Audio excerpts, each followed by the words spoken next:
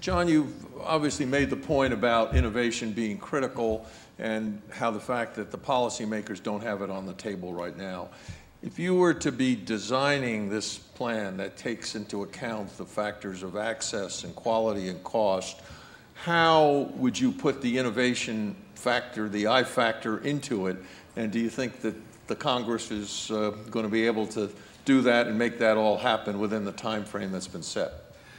You know, Arthur, it's interesting when I make these arguments, as I've obviously done to policymakers in this country. I think everyone is sympathetic. In other words, I don't think anyone is saying we don't need new medicines or we wouldn't benefit from some of the breakthroughs that I'm talking about. At the same time, I think it's important to recognize that you can't have that on the one hand and have policies on the other hand that restrict access, that control prices, that undermine intellectual property protection, and expect this model to work.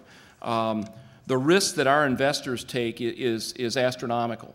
The risk that an investor would take in one biotech company, we estimate in the best of circumstances maybe one molecule in 10, maybe one molecule in 20 that we bring into clinical testing is ever going to make it.